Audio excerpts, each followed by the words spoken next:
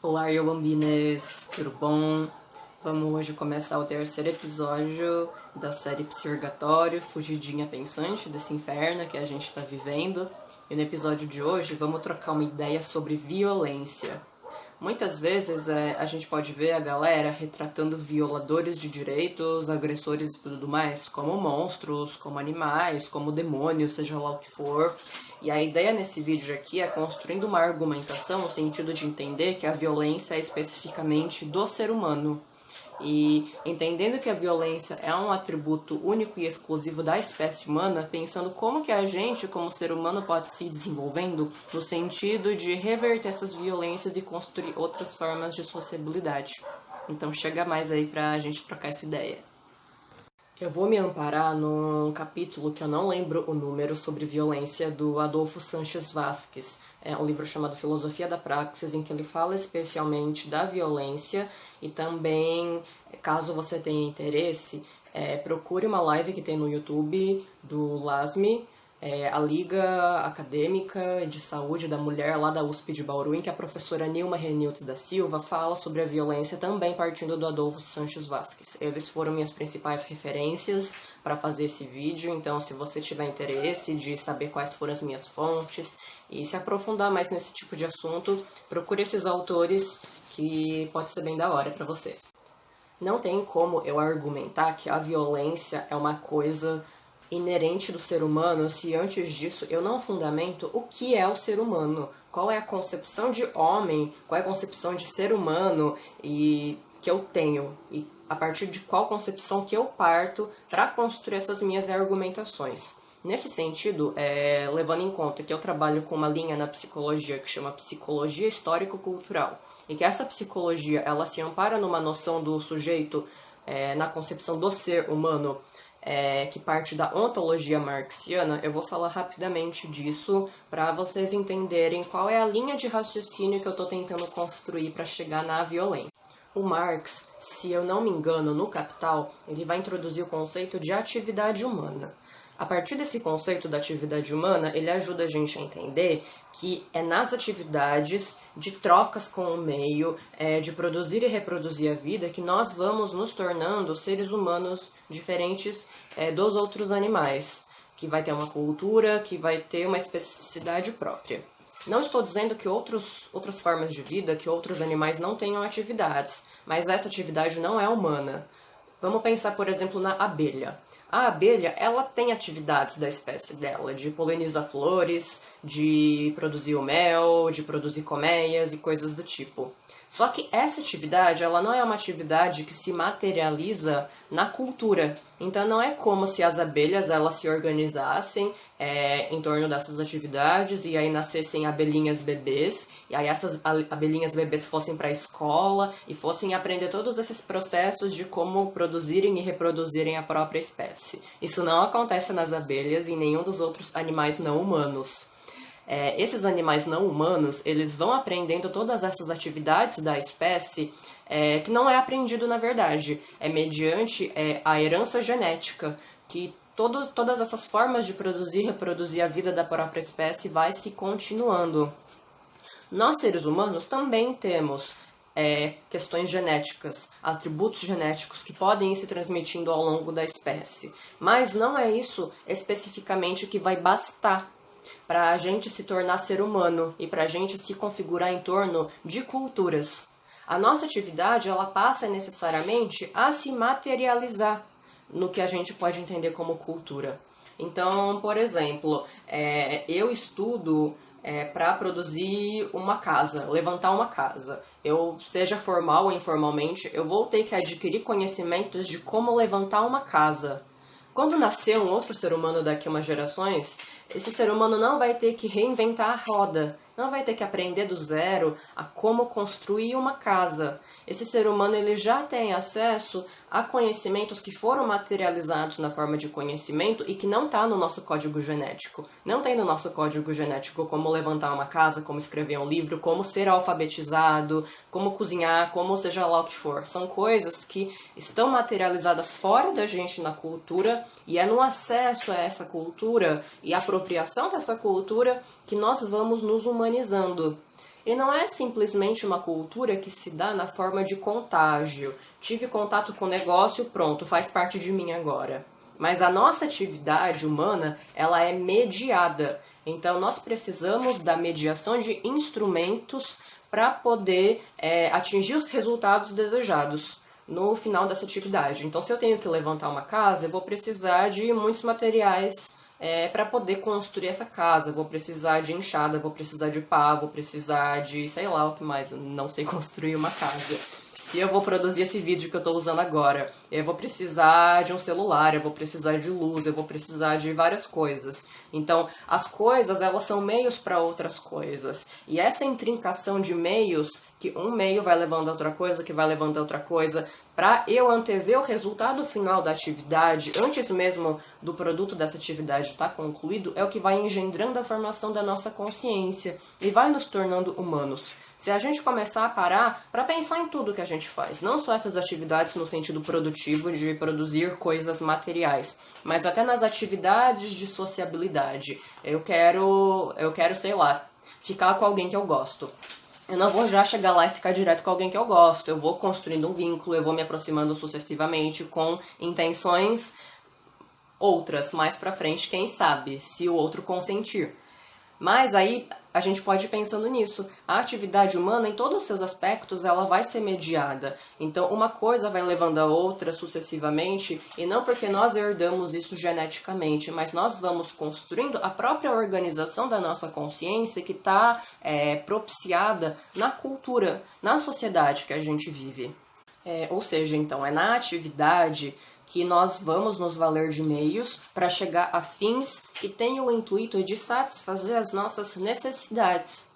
E aí, se a gente for pensar no meio que a gente emprega para chegar no fim da satisfação da necessidade, aí a gente pode ir entrando mais perto do conceito de violência.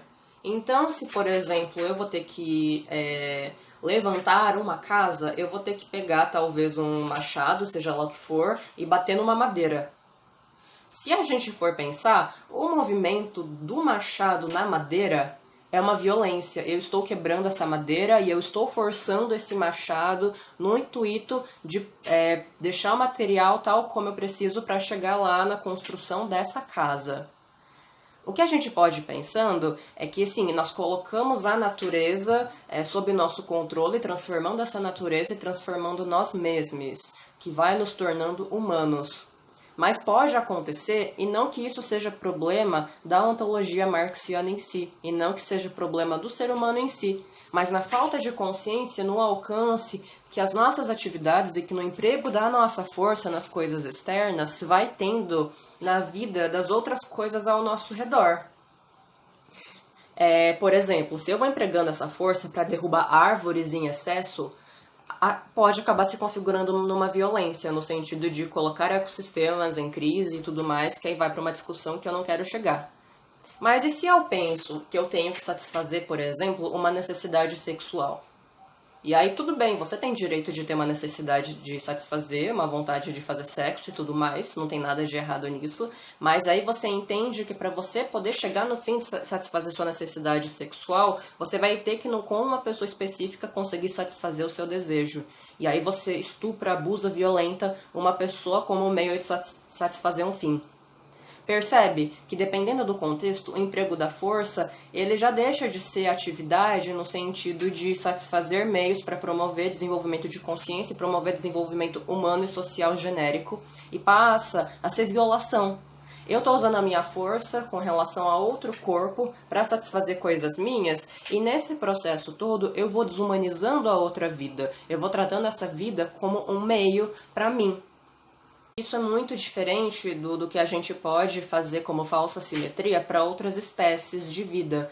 Por exemplo, um leão que vai abater uma zebra para satisfazer sua fome. Aquilo, num primeiro olhar, pode parecer uma coisa violenta, porque tem sangue, tem caça, você vê a zebra morrendo e fica com dó dela e tudo mais. Num primeiro olhar, pode parecer violência, mas se a gente for pensar no processo de construção do leão, para ele poder satisfazer as próprias necessidades de se alimentar, ele não está sendo violento. Ele não organizou toda uma atividade no sentido de satisfazer as necessidades dele e nessa atividade colocou a zebra como objeto. Porque o leão não foi construindo isso tudo. O leão não tem uma atividade intencional para satisfazer fins e que é uma atividade mediada. Agora o ser humano tem. Por isso que a gente tem que diferenciar e entender que a violência é especificamente um fenômeno humano, um fenômeno da nossa espécie, e que a gente humanizando a violência fica mais fácil da gente entender quais são os caminhos dentro do nosso próprio desenvolvimento para lidar com essa violência. Porque a partir do momento que a gente animaliza, monstrualiza, demoniza o sujeito que comete um ato violento, a gente acaba meio que ficando sem saída. Porque tá, o leão lá, por exemplo, atacou a zebra. Você vai querer educar esse leão a não atacar a zebra mais para poder se alimentar? Qual que vai ser o sentido disso? Isso não faz sentido eu aplicar a minha lógica dentro da lógica do funcionamento de outra espécie. Então, animalizar nossas próprias ações, muitas vezes, mas acabam emperrando possibilidades da gente entender o nosso desenvolvimento do que ajudando a gente a se desenvolver e entender as determinações por trás da construção do que a gente faz como espécie, que pode sim, aí nesse caso, ser configurado como violência. Isso que vai botando a gente a se desenvolver psiquicamente, de ter que aprender a elaborar a seguinte coisa, de eu sou um ser com necessidades e desejos próprios, e outras pessoas que estão ao meu redor também são sujeitos com necessidades e desejos próprios. Então, eu tenho que significar os meios pelos quais eu vou me valendo para conseguir satisfazer necessidades minhas. A partir do momento que os meios que eu elenco para poder satisfazer necessidades últimas minhas passam por cima da integridade de outras vidas, a atividade, ela deixa de ser uma atividade no sentido de integrar sujeito com sociedade, para que ambos se desenvolvam reciprocamente, e passa a ser uma atividade que vai gerando antagonismos, que vai gerando conflitos, em que um vai conseguir seu bem-estar em detrimento do outro. E aí, nesse sentido, as pessoas acabam muitas vezes reproduzindo discursos como o ser humano não tem perdão, não tem solução, a espécie humana não sei o quê, como se o problema fosse o simples fato da gente ser humano. Aí percebe que a gente acaba, em qualquer caminho, entrando no beco sem saída, ou o ser humano que comete a violência é um animal, então não tem o que fazer porque é animal, ou então é inerente da própria espécie humana ser violenta, então não tem o que fazer para sair desse ciclo de violência. Quando na verdade tem, que é esse processo de desenvolvimento psíquico. Então tá, eu tenho necessidades minhas, mas eu vou ter que organizar meios de satisfazer essas necessidades que não sejam violação de outras vidas. E que eu consiga na minha cabeça agregar a coexistência minha e de outros na minha realidade. O negócio ele vai indo cada vez mais longe, chegando em pontos que a gente nem imagina que pode chegar, mas que chega, né? De eu formular o meu eu e entender que o meu eu é válido não implica em entender que outros sujeitos diferentes de mim, somente pelo fato de existirem, vão estar colocando em xeque a validade da minha existência.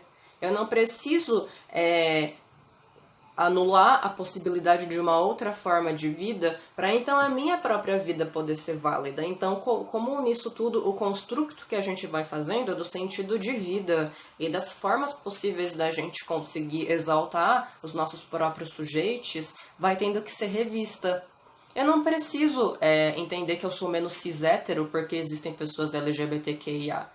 Então, vai de se pensar até que ponto, muitas vezes, a violação dos corpos, das vidas e das integridades de LGBTQIAs vão se dando no sentido de eu não conseguir conceber que podem coexistir pessoas com uma gama de gêneros e sexualidades para além da minha. E que toda essa gama não está anulando o meu corpo, a minha vida como cis-hétero. A minha vida como a soberania, quanto a única forma possível de existir, não é um discurso que caminha como meio para poder chegar numa intencionalidade de eu me sentir válide. Eu posso me sentir válide por outros meios que não seja afirmando somente eu como válido.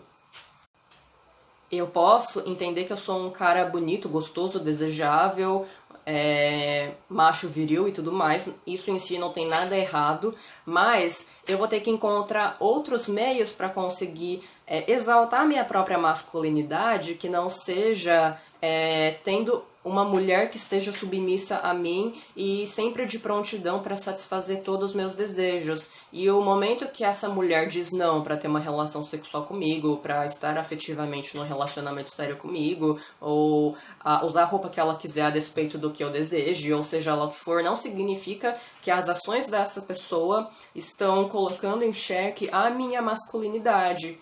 E aí não faz mais sentido, dentro de toda essa lógica, eu ter que me valer de violar um corpo outro com o intuito, no final das contas, de eu me sentir mais macho viril.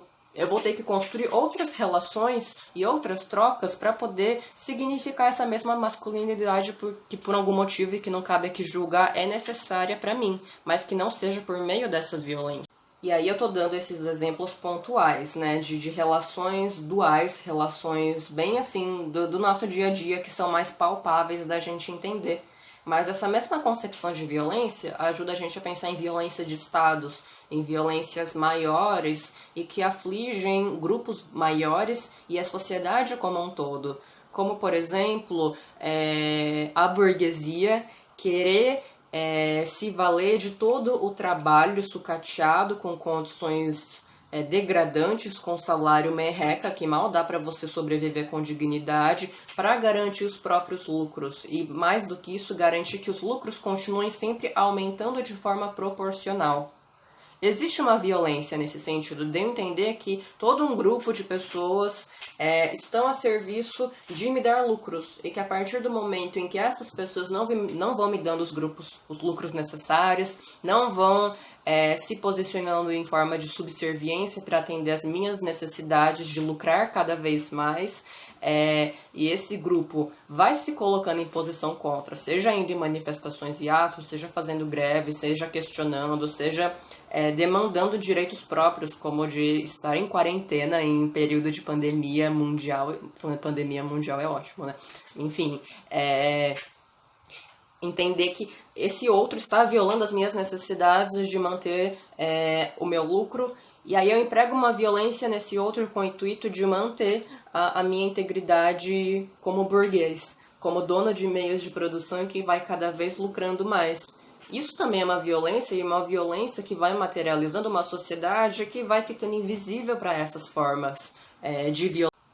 E aí, quando eu falo lá no comecinho do vídeo que a violência é uma coisa especialmente humana, e é humana por conta de uma cultura e de uma história que vai materializando as relações tal como elas se dão, não tem como deixar de relacionar essas nossas relações no dia a dia com toda a construção de um modo de produção que vai permitindo que esses modos de relação violentos se perpetuem, porque eles têm uma intencionalidade não só de ser meio para fins pontuais nas nossas relações do dia a dia, mas que também é meio para atingir o fim de manutenção e de reprodução de modos de produção, e que nesse caso é o capitalismo, né?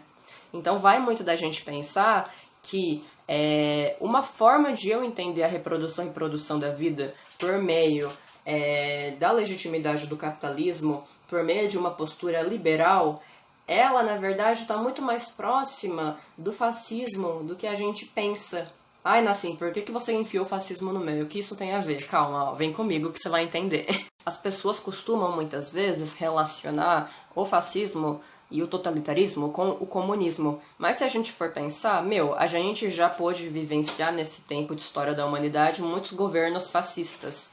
E em nenhum momento o comunismo foi o modo de produzir e reproduzir a vida hegemônico na humanidade, mas o capitalismo nunca deixou de ser. Então não faz muito sentido relacionar o totalitarismo com o comunismo. A gente pode pensar que a partir do momento que não faz mais sentido para os liberais, para a burguesia, fazer pequenas concessões para a classe trabalhadora, de vamos deixar ele, sei lá, dar um pouco mais de financiamento nos bancos, vamos dar alguns direitos sociais, vamos conceder algumas coisas para a classe trabalhadora não reclamar tanto. Isso é conveniente porque não está comprometendo o lucro desses liberais. Mas a partir do momento em que é necessário enxugar um pouco mais esses direitos para maximizar o aumento da porcentagem desses lucros, e que a classe trabalhadora não quer isso, é o momento que é conveniente para o liberalismo se alinhar com o fascismo.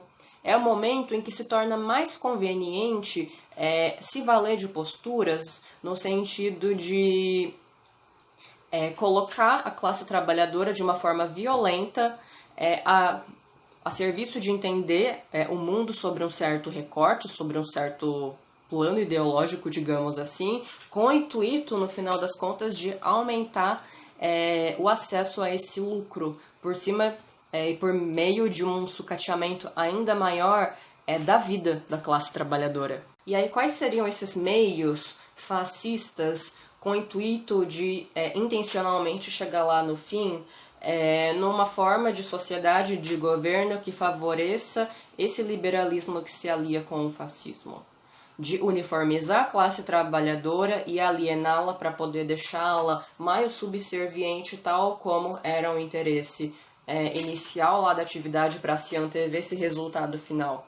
A gente pode pensar como exemplos o patriotismo, de se exaltar todo um povo, toda uma nação, para fazer as pessoas terem orgulho de serem dessa nação, e a partir da noção veiculada de orgulho dessa nação, que é uma noção alinhada com favorecer o governo vigente, vai alinhando a população com esse governo. A gente pode pensar também em meios no sentido de apagar as diversidades. Então, nessa exaltação patriótica do povo brasileiro, pátria amada Brasil e tudo mais, não faz sentido a vocalização de diversidades. Então, por que eu vou falar de povos indígenas?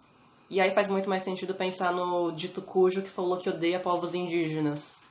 Esses outros meios que vão sendo formas de vocalizar coisas que essa atividade de violência vai perpetuando, vão sendo ameaças para a manutenção dessa atividade de produção e reprodução do modo de produção capitalista que se alia ao fascismo. Eu posso começar também como meio de chegar nesses fins da aliança do liberalismo com o fascismo,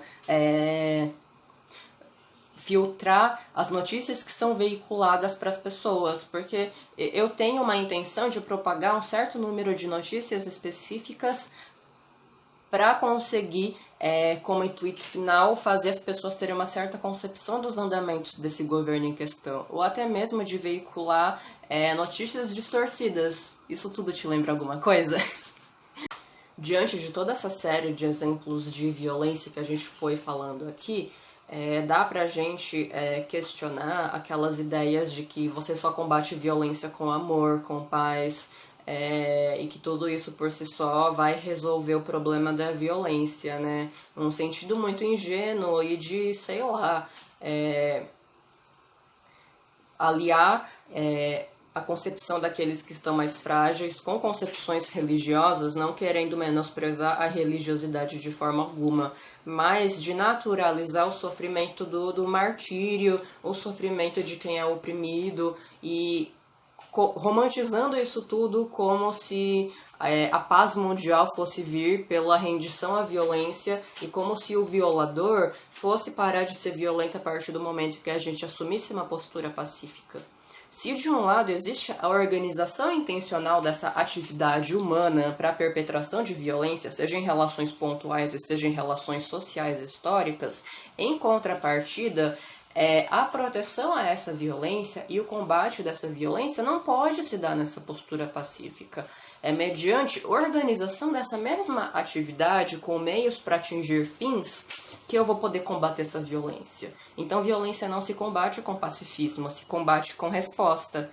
A questão é que se essa violência vem de alguém que está empregando uma força que eu não tenho condições sozinho de responder, isso é uma violência que vem de uma instância muito maior que um indivíduo sozinho, mas que é uma violência institucional, que é uma violência de Estado, que é uma violência do modo de produção, eu não vou poder organizar a minha atividade de resposta a essa violência sozinha. Eu vou ter que me organizar conjuntamente. E nisso tudo que a nossa atividade humana vai se enriquecendo cada vez mais. E vai se tornando cada vez mais humanizada. Estar em consciência dessas violações que vão acontecendo na nossa própria história, na nossa própria vida, no nosso próprio corpo, e organizar-se coletivamente para planejar atividades no sentido de reação, e não só reação, mas de imposição contra essa violência em direção a uma outra forma de viver a vida em que essa violência não dite o nosso jeito de viver, o nosso jeito de conduzir nossos sonhos, nossos desejos e nossas formas de sociabilidade, é um desafio muito grande para todos nós. E eu acho que é uma coisa que pode parecer muito cansativa de, nossa, dá muito trabalho ter que se organizar coletivamente. Isso não vai satisfazer agora os meus problemas. Mas, ao mesmo tempo, essa violência ela não brotou agora. Se a gente for pensar, o processo de violação, de perpetração de medo e de desigualdades tão amplas e de disparidades e de antagonismos tão gritantes, ele não nasceu da noite para o dia, ele foi sendo construído historicamente. Então, qualquer resposta a isso e colocação de uma contraforça ainda mais forte em prol de outro modo de viver não vai poder ser diferente, não vai poder fugir disso. Tudo isso que eu falei sobre a relação do Estado, do liberalismo com o fascismo e com o totalitarismo, ele está no artigo do Moraes, eu não tirei essas coisas do meu cu, então vou colocar em algum lugar aqui o artigo e aí vocês procuram. E se puderem, façam doações para o Armas Imigrante e para a Associação Indigenista. Vou colocar o arroba em algum lugar aqui também. Estou compartilhando esses arrobas no sentido de pensar que povos nativos, indígenas aqui do Brasil e povos imigrantes de minorias raciais estão sendo os grupos que estão pagando um preço muito mais alto pelo avanço desse governo fascista. Então a gente tem que entender que essa violência ela é uma violência de um mesmo estado, mas ela tem impactos muito diferentes em diferentes grupos. E por isso que eu tô compartilhando a sugestão de doação para esses arrobas. É isso aí, galera. Beijão aí e até o próximo vídeo.